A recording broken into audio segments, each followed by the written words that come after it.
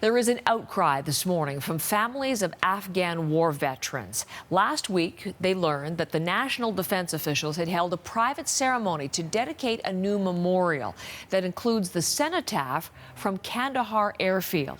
The veterans' families weren't invited to that, and they are calling the decision a betrayal. Murray Brewster reports. It stood outside of the Canadian headquarters in Kandahar, the place where soldiers grieve their fallen comrades, the place where families came to mourn their loss. And now it has a new home. And those same families will have to make an appointment to see it. Behind the security fence at the new National Defence Headquarters west of Ottawa, the Kandahar cenotaph was dedicated last week in a private ceremony attended by senior brass and government officials. The only way we know about this is because DND posted it to social media. Families of the fallen were notified about the dedication service after it happened, and they're upset. Some have called it an insult. Others ask why they weren't invited, saying DND obviously considers them an embarrassment.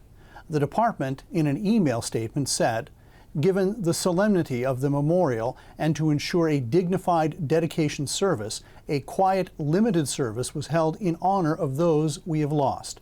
The decision to hold a humble internal event was made by senior leadership to ensure proper reverence." DND also said last week the monument would not be open to the public.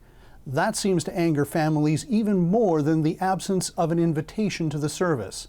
Now, the department says it might consider limited access for the public on appropriate occasions. You know, I heard a stupid thing like that, yeah, well, I get upset pretty easily. If they can organize tour tabarnouche at the White House, don't tell me they can organize something there. There was supposed to be a separate, permanent public memorial to the Afghan war in downtown Ottawa, but the plan by the former Conservative government has yet to hit the drawing board under the Liberals.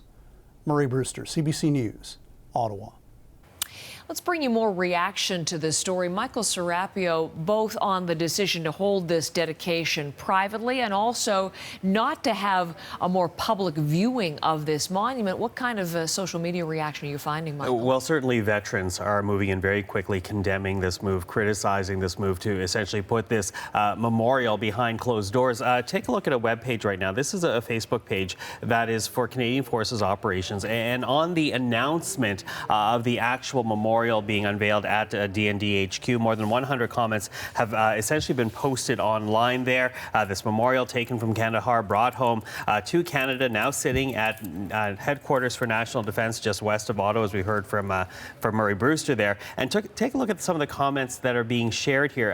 Again, a lot of people upset. Tom Ayer, a veteran, saying sad it should be at the National War Museum, he says, for all to view. Vance and Harjit Sajjan are nothing but puppets, he says. Matt Austin had this to say. So they found some cafeteria somewhere to put this memorial. Yep, par for the course when it comes to the war in Afghanistan. Casey Smith had this comment on the Facebook page. It was not even announced to the public until long after it had concluded, and one that did not include those families. Sometimes the manner in which the message is delivered speaks louder than the message itself. So some disappointment there. And take a look at the reaction on Twitter, because this is now being put on Twitter with the hashtag fail on it. Paul O'Brien, who spent 5 tours in Afghanistan, says, yeah, thanks for making it totally accessible to us. Jay, also a veteran, says, nice to see lots of troops on hand, ironically, he says, hashtag fail. And let's take a look at the monument one more time, Heather, because, you know, this is a monument that meant so much to so many veterans. They gathered around there to remember their comrades who had been lost in battle. Families who went to Kandahar gathered around it. It was a point of remembrance, a point of sadness, and really, again, people very upset and very disappointed at this decision by National Defense. We'll have more reaction to this through the morning. Thank you for bringing it to us, You're welcome. Michael.